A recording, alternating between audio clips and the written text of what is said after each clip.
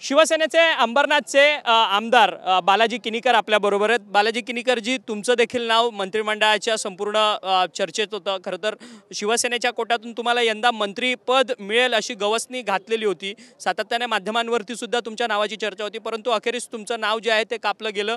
तुम्हाला मंत्रिमंडळात संधी मिळालेली नाही। कार्यकर्त्यांसह तुम्ही हिवाळी अधिवेशनात आला, काही नाराजी आहे का तुमची? नाही, माझ्यावरती शिंदे साहेब भरपूर प्रेम करतात। मला कधीही मी त्यांच्यावर नाराज नाही आहे आणि त्यांनी दिवस रात्र 2.5 वर्ष मेहनत करून आज 60 आमदार निवडून आणले। मी नाराज व्हायची काय गरज आहे? माझ्यावरती खूप प्रेम करतात आणि मला न्याय एक दिवस जरूर देणार ते। परंतु तुम्ही तिसऱ्या चौथ्या टर्मचे आता आमदार आहात। सातत्यानं तुम्ही शिंदेंबरोबर सातत्यानं काम केलेलं ठाणे जिल्ह्यामध्ये शिवसेना वाढवण्याचं काम केलं, परंतु यंदा मात्र तुम्हाला अपेक्षित असा न्याय मिळाला नाही असं वाटतंय का? पुन्हा कधी संधी ही तुम्हाला मिळेल? मी म्हटलं ना, शिंदे साहेब माझ्यावरती खूप प्रेम करतात आणि शिंदे साहेब नक्कीच मला एक दिवस न्याय देणार। परंतु तुमच्यासोबतच तानाजी सावंत असतील, त्याचसोबतच अब्दुल सत्तार असतील, अर्जुन खोतकर असतील, ह्या सगळ्यांची नावं चर्चेमध्ये होती। काही माजी मंत्री देखील होते, दीपक केसरकर वगैरे, त्यांचा पत्ता यंदा कट झालेला आहे।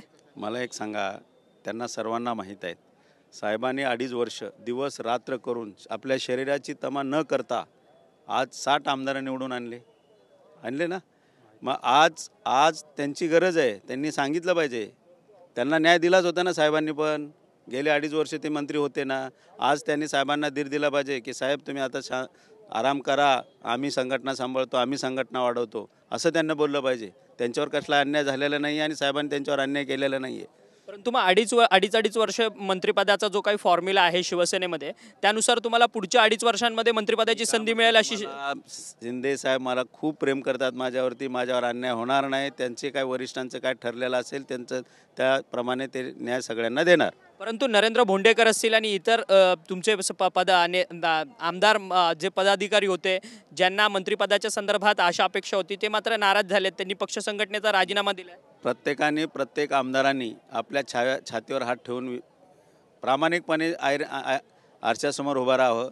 साहेबांनी सर्वांना भरभरून दिलेलं आहे, भरभरून दिले। त्यांच्या आयुष्यामध्ये कधी जेवढं मिळालं नसेल तेवढं त्यांना मिळाले। त्यांच्या मतदारसंघात कामं मिळाले, त्यांना भरभरून प्रेम केले, त्यांना पाहिजे ते कामं दिलेले आहेत। त्याच्यामुळे कोणत्याही आमदारांना नाराज होण्यासारखं असं काहीच नाही आहे। न्याय सर्वांना साहेब देणार। आता मंत्रिपद 13, आम्ही आहोत 60, सगळ्यांना न्याय द्यायचंच आहे त्यांना। कार्यकर्त्यांची समजूत कशी घालणार तुम्ही? तुमचे कार्यकर्ते आलेले तिथे नागपुरात, तुम्ही शपथ घेणार म्हणून? शिंदे साहेबांवरती आमच्या ठाणे जिल्ह्यातल्या सर्वच कार्यकर्त्यांचा शिंदे साहेबांवरती विश्वास आहे। मला 100%, 1000% मला न्याय देणार। धन्यवाद, तुम्ही आमच्याशी बातचीत केली होती। बालाजी किनीकर जे शिवसेनेचे अंबरनाथ या विभागातून आमदार आहेत, त्यांचं मत आहे की माजी मुख्यमंत्री राहिले एकनाथ शिंदे यांनी सर्वच आमदारांना न्याय द्यायचं काम केलेलं आहे। त्यामुळे यंदा देखील नाहीतर पुढच्या वेळेस देखील मला नक्कीच न्याय जो आहे तो एकनाथ शिंदे यांच्याकडनं मिळेल असा विश्वास जो आहे तो बालाजी किनीकर यांच्याकडनं व्यक्त करण्यात आला आहे। व्हिडिओ जर्नलिस्ट सिद्धेश नाईकसह अक्षय मंकणे, TV9 मराठी, नागपूर।